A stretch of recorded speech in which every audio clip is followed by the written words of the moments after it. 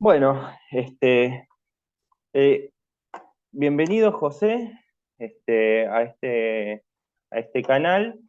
Hoy vamos a estar hablando un poco sobre un artículo que estuvimos haciendo. Un poco el tema del día de hoy va a ser el tema vinculado a la conducta normal y anormal, la importancia que tiene. Para aquellos que no lo conocen a José Dahab, te presento brevemente. José Dahab es psicólogo clínico, especialista en terapia cognitivo-conductual, es profesor adjunto a cargo de la materia Análisis y Modificación de la Conducta de la Universidad de Buenos Aires, y es fundador y coordinador de CETESIC junto a Ariel Minisi y Carmena Rivadeneira. ¿Bien? Cofundador, cofundador, eh, Cofundador. Cofundador cofundador. es la palabra, exactamente, porque son tres fundadores. En este centro, aquellos que les interese pueden realizar formación psicoterapéutica de manera virtual. Tiene varios artículos, un apartado de revista donde pueden consultar sobre temas vinculados a la psicoterapia con base científica. Así que bueno, este, creo que no me falta nada, o me estoy olvidando de algo, si no. Bueno, desde ya te agradezco, Claudio, eh, que te interesan como a mí los temas relacionados con la conducta normal y por supuesto lo que les interese pueden ver el artículo escrito. Exactamente, lo vamos a dejar acá en el buzón de comentarios o en la descripción de este video. Así lo pueden consultar de manera gratuita y libre. Va a estar disponible. Así que bueno, la idea es comentar un poquito cómo surge esto, la importancia de poder demarcar ciertos criterios para evaluar la conducta normal, la importancia que tiene en el campo de la psicoterapia. Y una de las primeras cuestiones, creo que es importante señalar, es que nosotros en ese artículo vamos a hablar sobre psicoterapias basadas en las ciencias del comportamiento y no exclusivamente terapia cognitivo-conductual, si bien es un término que está bastante de moda y en general es el término con el cual el 100% de la población termina identificando, ¿no?, estos modelos psicoterapéuticos. ¿Querés comentarnos un poquito, José, por qué adoptamos este concepto más amplio? A mí me parece más representativo y más amplio el término PSC que TSC, porque PSC significa psicología basada en ciencia del comportamiento. Son varias ciencias del comportamiento, no solo el conductismo y el cognitivismo, que grosso modo con las diferentes vertientes formarían parte de la terapia cognitivo-conductual de la TCC. La PSC incluiría también ciencias del comportamiento muy importantes como la psicología comparada, la psicología experimental, la genética conductual, la psicología social experimental, la psicobiología, por supuesto, los aportes de la estadística psicológica, las bases epistemológicas y filosóficas de la ciencia. También me parece que el término psicología basada en ciencia del comportamiento PCC es más amplio, más representativo de la importancia de la metodología científica, más que las escuelas conductismo, cognitivismo o sistémica u otras. Bueno, está perfectamente claro, ¿no? Y también remarca la importancia de un conocimiento de amplio espectro que tiene que tener el psicoterapeuta y no solamente sobre un protocolo puntual, de un tipo de tratamiento, ¿no? Sino una mirada muchísimo más amplia y más integral. Claro, por ejemplo, psicoeducación. Psicoeducación no es ni una técnica cognitiva ni conductual. Psicoeducación es simplemente transmitir al paciente en base a las situaciones que padezca, adaptándolo a las situaciones que padezca, transmitir al paciente información de psicología general, de psicobiología, de investigaciones en trastornos de ansiedad y específicamente en pánico. Eso no es ni cognitivo ni conductual, es psicología general. ¿Se entiende?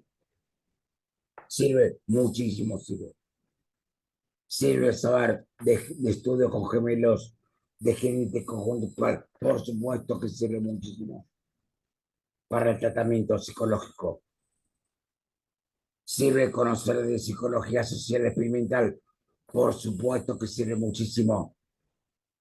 Lo que es interacción social con los demás, interacción entre los grupos de banda de rock, de sociedades, etc. Por supuesto que la psicología social sirve. No es solo conductismo o cognitivismo. Utilizamos, por supuesto, muchas cosas de dichos enfoques, pero no es lo único. Por eso me parece más representativo el término PSC, psicología basada en ciencia del comportamiento. Bueno, está bastante claro entonces por qué se adopta ese término. Bueno, en el artículo, el primer objetivo que se intentó por lo menos arribar es poder derribar un poco el mito de que la psicología basada en ciencia, justamente, no tomaría en cuenta aspectos filosóficos o aspectos profundos, ¿no? de la personalidad de los pacientes e incluso dentro de la literatura filosófica, que no estarían dentro de la agenda, los aspectos más importantes humanos, vinculados a la filosofía, por ejemplo, y a las preguntas, digamos, más humanas, ¿no? Es un mito bastante extendido, que la psicoterapia basada en ciencia no toma en cuenta la singularidad del paciente, la historia, que no le importa las cuestiones filosóficas, ¿no? Que es una especie de pragmatismo, un conjunto de técnicas que se aplican arbitrariamente y listo. Sin embargo, esto sabemos que es un mito bastante errado. ¿Querés comentar un poco sobre eso? Sí, sí.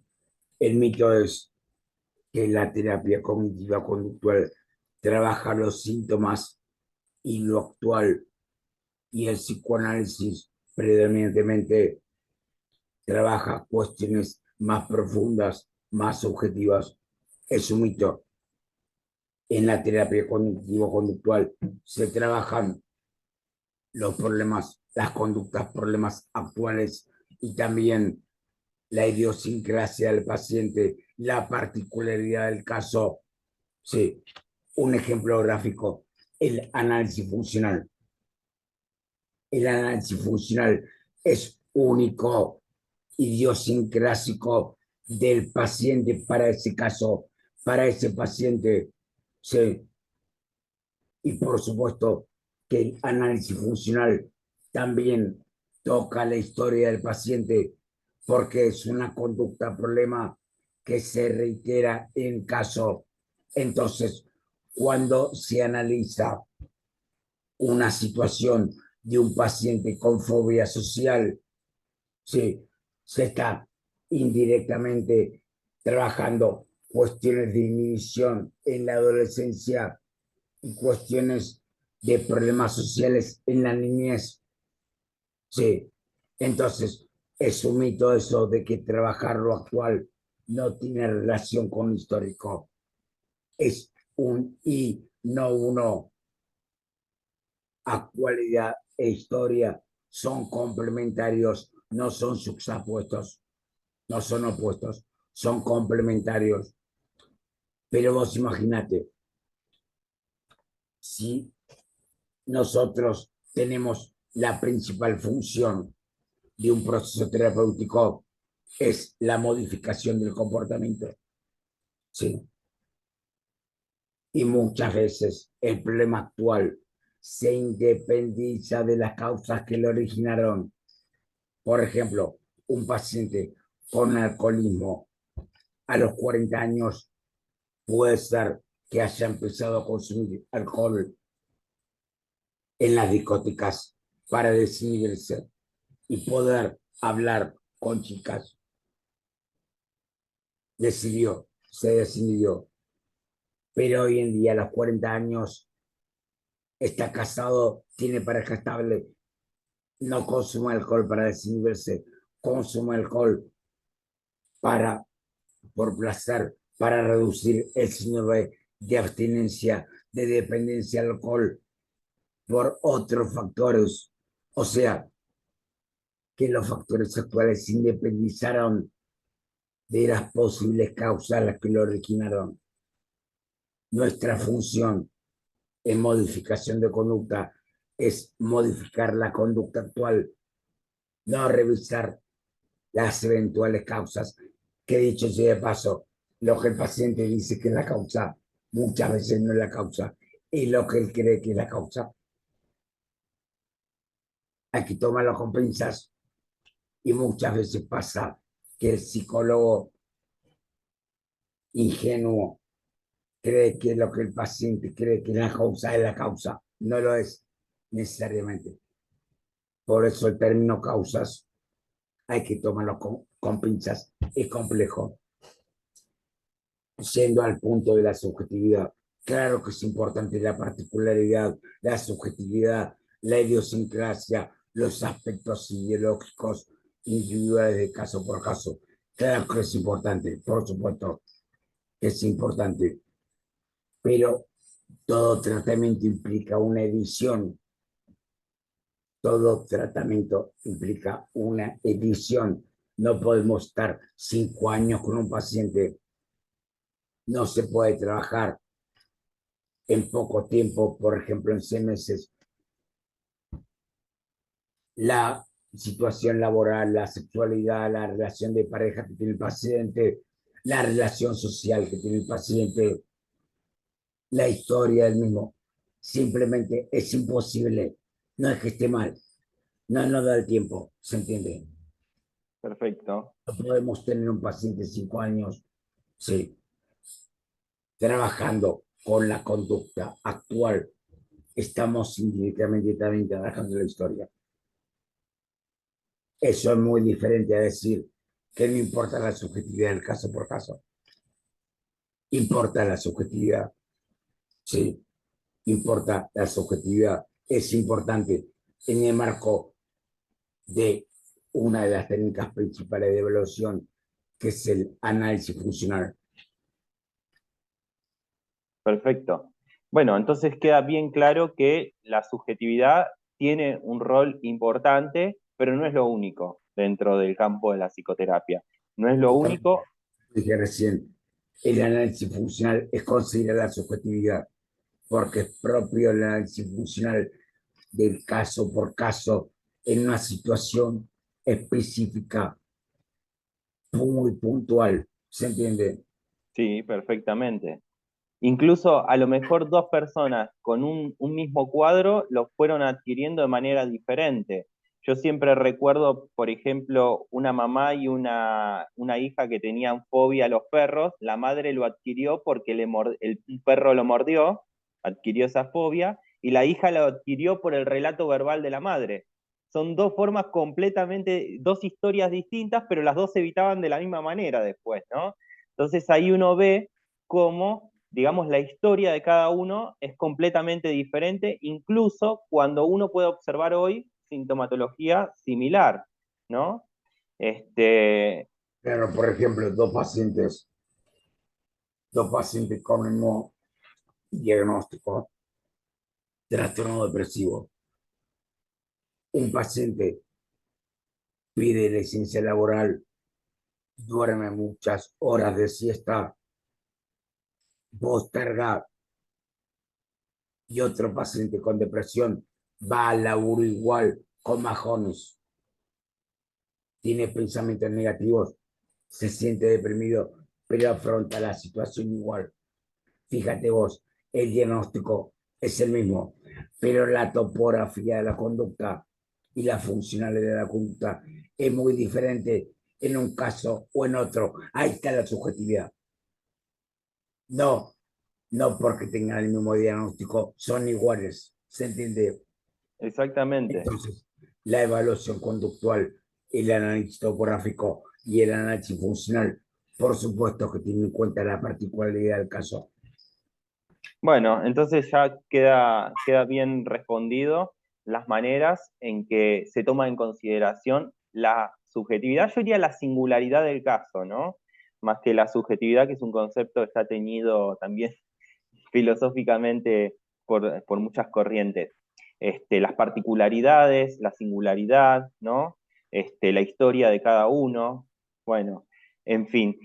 Después, bueno, hay toda una idea respecto de que las ciencias del comportamiento, que la psicología basada en ciencia no tomaría en cuenta, sobre todo en su vertiente más de psicoterapia, no tomaría en cuenta las cuestiones filosóficas, ¿no? Como que no le importaría mucho las cuestiones filosóficas, y a mí me llamó mucho la atención, porque en realidad, cuando uno empieza a leer los autores, en general los autores más conocidos sobre, por ejemplo, las terapias cognitivo-conductuales, todo el tiempo están haciendo alusión a la filosofía.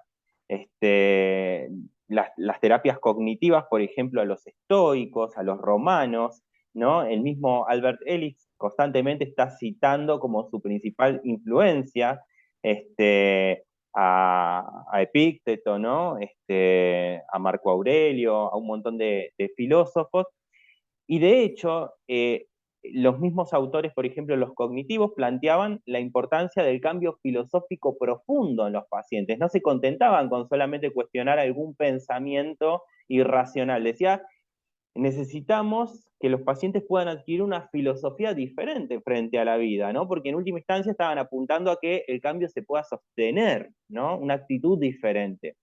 Me llamó mucho la atención que a pesar de esto se siga diciendo que no se tiene en cuenta. Por ejemplo, el método de la terapia cognitiva de los años, de principios de los años 80, la terapia cognitiva de la depresión, incorpora directamente el diálogo socrático, ¿no? Tal cual como lo utilizaba Sócrates. Y sin embargo se sigue diciendo que no se tienen en cuenta aspectos filosóficos. No sé si querés hacer algún comentario respecto de esto, porque yo creo que es una forma de desacreditación. De aceptación y compromiso, la terapia de aceptación y compromiso con buen criterio hace mucho hincapié en cómo, por así decir, las reglas enmarcan los problemas psicológicos, obviamente reglas que muchas veces emparentan con determinadas corrientes filosóficas. Por ejemplo, utilitarismo, un paciente que considera que hay que hacer mucho dinero en la vida, tiene incorporado una filosofía utilitarista. ¿Sí? Entonces las reglas que marcan los problemas psicológicos tienen mucha relación con la filosofía idiosincrática que el paciente tiene. Sí, enmarcan los problemas psicológicos. La terapia de aceptación y compromiso destaca ese punto, el papel del lenguaje, el papel de las reglas, en cómo encuadran los problemas psicológicos. Sí, definitivamente hay que tener en cuenta aspectos filosóficos en la evaluación.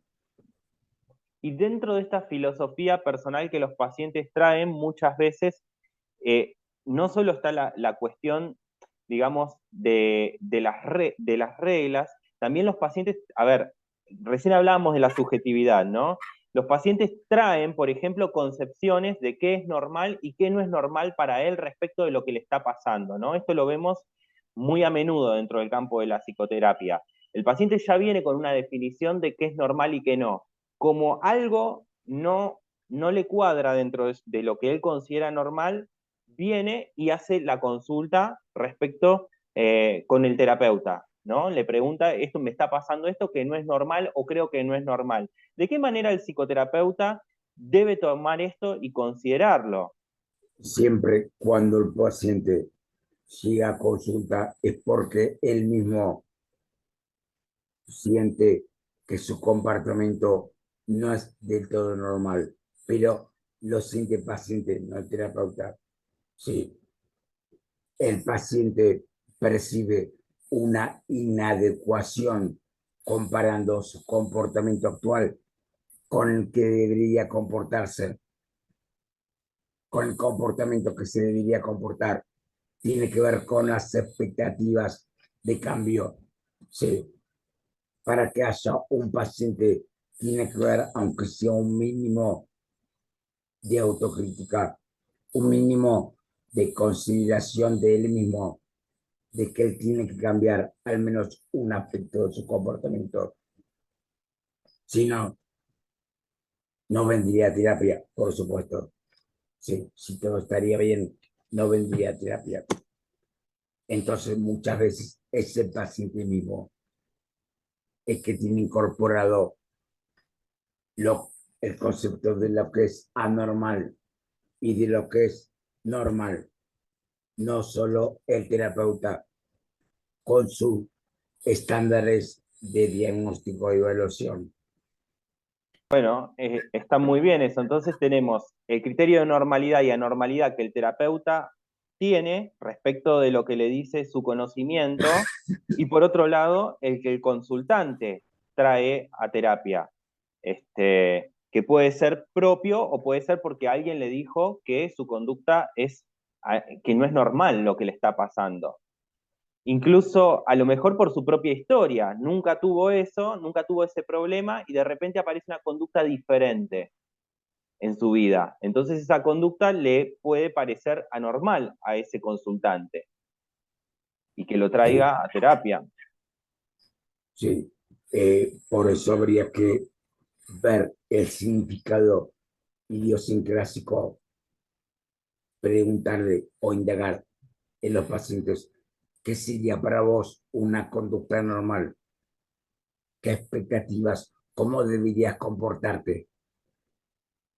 Sí, son preguntas que no pueden faltar cuando indagamos el concepto de anormalidad y normalidad que tiene el paciente. Por supuesto que también no hay que perder la visión de amplio espectro. Por ejemplo, un paciente que consume cocaína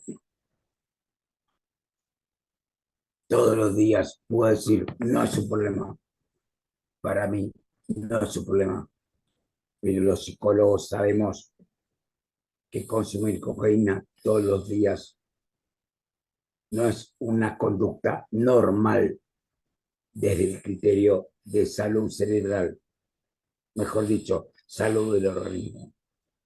Sí, pero nosotros lo pensamos como anormal, el paciente adicto lo piensa como normal. Entonces se impone que hay un autoconcepto idiosincrásico del paciente de lo que es conducta anormal y conducta normal. Y a veces hay un concepto del terapeuta de lo que es normal, conducta normal o anormal en ese caso. Entonces, muchas veces hay dos conceptos de normalidad del paciente y del terapeuta. Bueno, José, es muy claro esto que vos decís, ¿no? Porque muchas veces los pacientes, de su criterio de normalidad, pueden esperar algo de la psicoterapia que para la psicoterapia es completamente diferente. El paciente con pánico, por ejemplo, viene al psicoterapeuta pidiéndole, no quiero más ansiedad, quiero hacer desaparecer la ansiedad, ¿no? Y es Como algo si muy típico eso. hacer que se parece la ansiedad fuese normal para él. Para nosotros la ansiedad no es una enfermedad, es una función del organismo.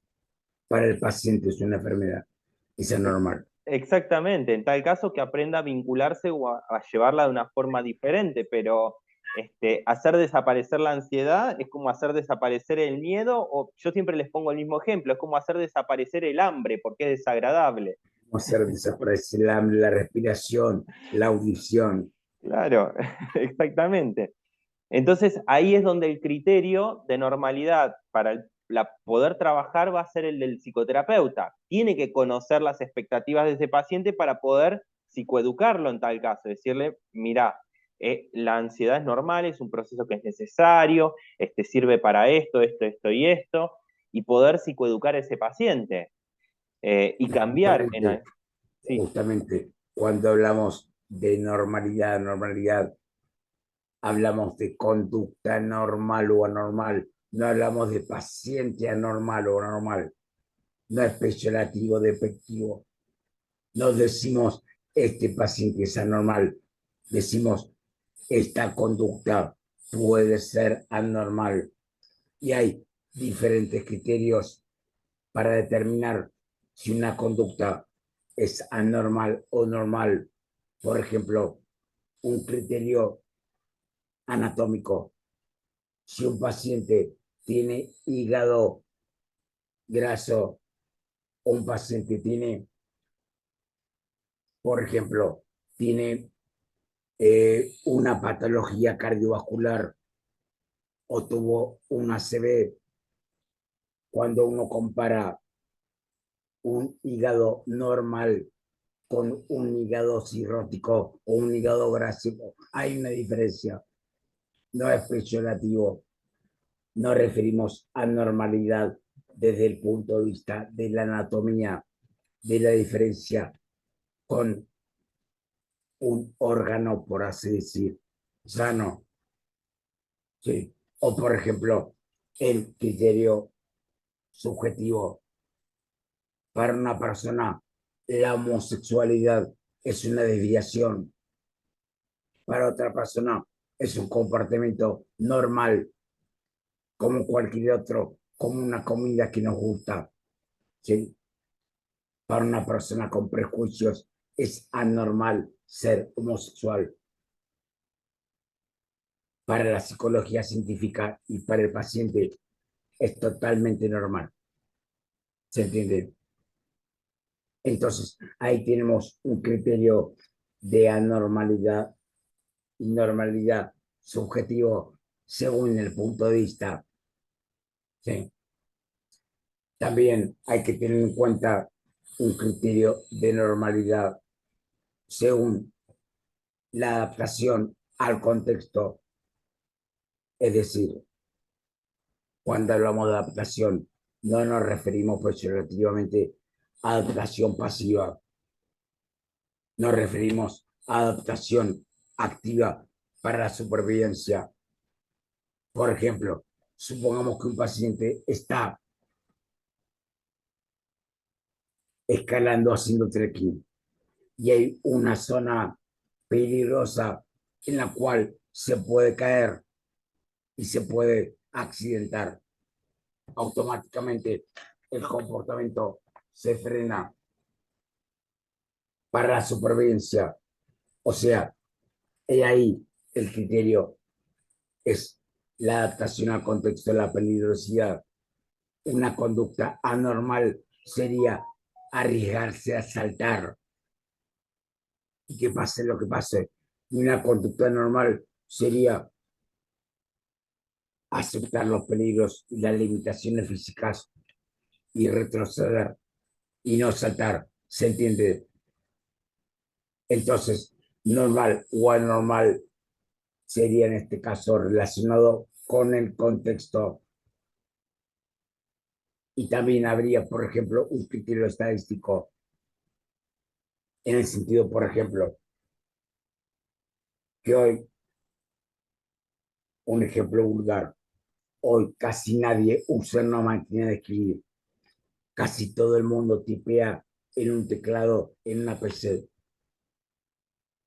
Desde el criterio estadístico, sería anormal escribir en una máquina de escribir y sería normal escribir en un teclado de PC. Sí, pero insisto, no es peyorativo, es estadístico. ¿Se entiende? Perfectamente. Entonces, el tener en cuenta los criterios de conducta anormal y de conducta anormal nos permite no caer en el juicio fácil, inmediato, peyorativo y prejuicioso. Sí, hay que pensar en los criterios. ¿Se entiende? Exactamente.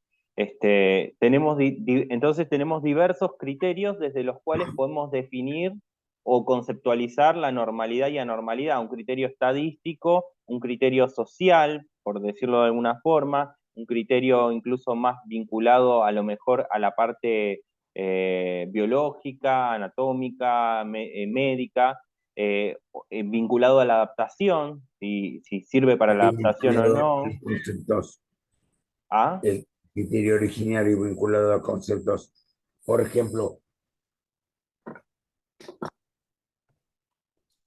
esto es una lapicera, obviamente, no es una mesa. El 99% de la gente llama esto por convención lapicera, bolígrafo o acá en Argentina virome. Sí, no mesa. Habrá algún que otro, con todo respeto, extraño que llame esto mesa y no lapicera o bolígrafo. Pero la gente, la convención es que esto es un bolígrafo, no es una mesa. ¿Se entiende? Claro, por convención. Entonces, sería anormal lo que no coincide con el significado originario del ente u objeto y sería normal lo que coincide con el significado originario del ente u objeto. Exacto. Bueno, entonces tenemos diversos criterios por los cuales podemos conceptualizar la normalidad y anormalidad. Y lo que podemos sacar de esto es que poder construir digamos, un criterio de normalidad y anormalidad tiene una utilidad clínica para el psicoterapeuta. Tiene una utilidad clínica tanto para entender desde qué lugar su consultante está planteando lo que plantea sobre su propia conducta, cuando dice mi conducta es anormal, esto no puede ser así, y también para él mismo, para poder saber si esa conducta es meritoria o no de intervención. Y uno de los criterios principales es la propia angustia que siente el paciente, que lo lleva a terapia, la propia angustia que siente el paciente, en el sentido que él considera su conducta problema como anormal, no el psicólogo, él, el paciente mismo. La angustia sentida es uno de los criterios fundamentales en un tratamiento psicológico. Sí, para considerar que una conducta es normal o anormal, la angustia sentida.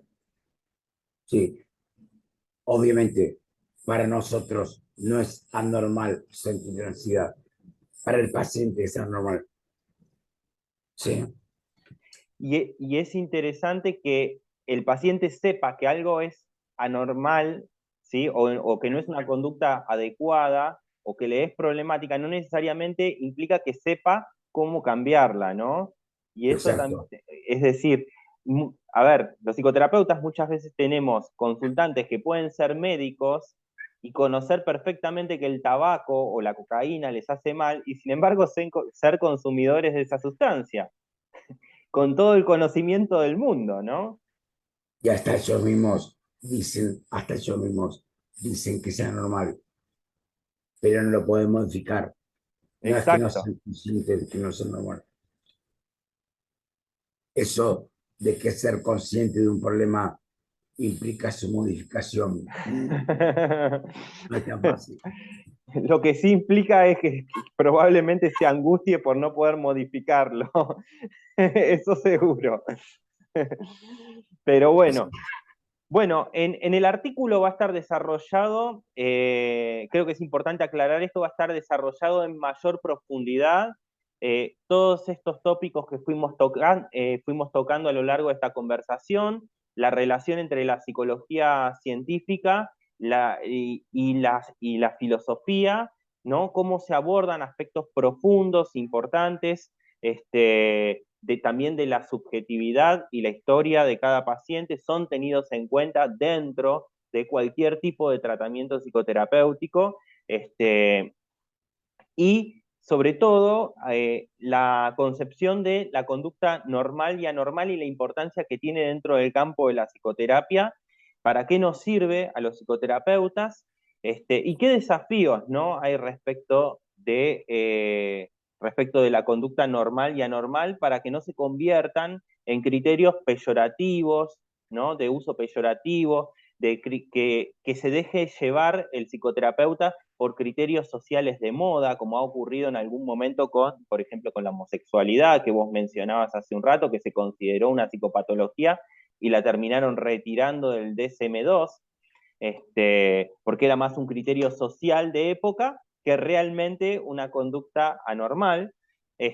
Bueno, cómo poder tener criterios y estar alertado para no caer en ese tipo de cosas, ¿no? Si sepultamos el debate de la conducta normal y anormal, también corremos riesgo, y eso también me parece que es importante mencionarlo. Así que bueno, vamos a dejar ahí en el buzón de comentarios el enlace para que puedan consultarlo. Por supuesto, también en el buzón de comentarios del video pueden hacer preguntas, y las vamos a estar respondiendo sin ningún problema. No sé si querés decir algo más, si no, ya damos por concluido. O simplemente muchas gracias, Claudio, por hacer esta entrevista, y los invitamos a todos a hacer, a ver el artículo, a leer el artículo. Bueno, no, muchas gracias a vos, y para mí es un placer tenerte acá conmigo y poderte entrevistar. Lo mismo digo, gracias.